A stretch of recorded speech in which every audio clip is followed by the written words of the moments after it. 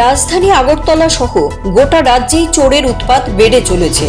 দিনে রাতে সমান্তরালভাবে চলছে চুরির ঘটনা।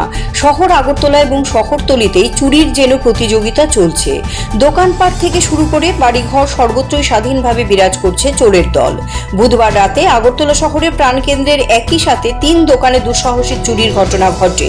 চোরের দল নগদ অর্থসহ জিনিসপত্র নিয়ে যায়। বৃহস্পতিবার সকালে বিষয়টি সামনে আসতেই দোকান মালিক এবং স্থানীয় জনগণের মধ্যে আতঙ্ক ছড়িয়ে পড়ে।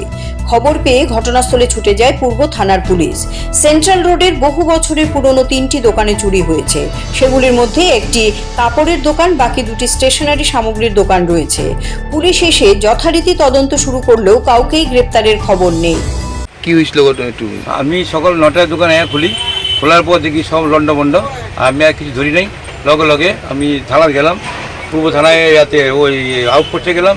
আউটপোস্টে লোক আয়া দেখলো, দেখার পর কেছে আমরা ইয়েতে ওই পূর্ব থানায় আমরা লোক পাঠাইছি, আমরা অক্ষ করেন পূর্ব থানা। তারা আউটপোস্টে দেখে গেছে, যে করার পরে পূর্ব থানাটা করছে। আমার পর্যন্ত পূর্ব থানা তাই কেউ আছে না। পূর্ব থানা সারা ওসির কাছে ফোন করছি, সবার কাছে ফোন করছি, কেউ আছে না।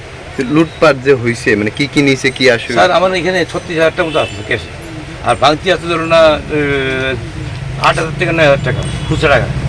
1 টাকা, 2 টাকা, 5 টাকা, 10 টাকার কয়েন্স। হ্যাঁ, আর ধরুন একটা ইয়েতে ওই সন্দুকে 15,000 বা 20,000, 15,000 থাকবো ওই ইয়েতে সন্দুকে 10 টাকা নোট, 10 টাকা নোট।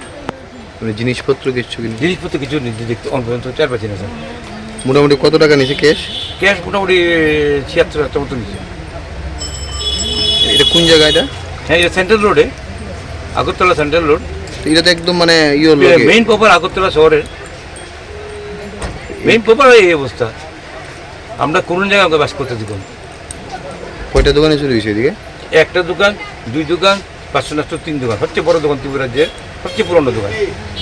আমরা হচ্ছে 80 বছরের পুরানো দোকান, এই দোকান 80 বছর পুরানো দোকান, ওই দোকান 85 বছর পুরানো দোকান। এর আগে এই ধরনের কোনো ঘটনা ঘটছে? এর আগে অন্তত 20 বছর আগে হয়েছিল, থানাতে এফআইআর দেওয়া হয়েছিল। হ্যাঁ, তারপর তো এতদিন চুরি টুরি কিছু হয়েছে না। আমরা বেশভাবে সব কিছু লাগাই যেতাম, যারা নিরাপত্তা রক্ষা করার তাই করতাম। কিন্তু এরপর তো আর কী করবো, পেছন দিতে সব বাড়িঘর, ওয়াল লাগা বাড়িঘর, সব ওয়াল লাগা বাড়িঘর, বাড়িঘরের উপর দেবে তো চুর আয় পড়ে।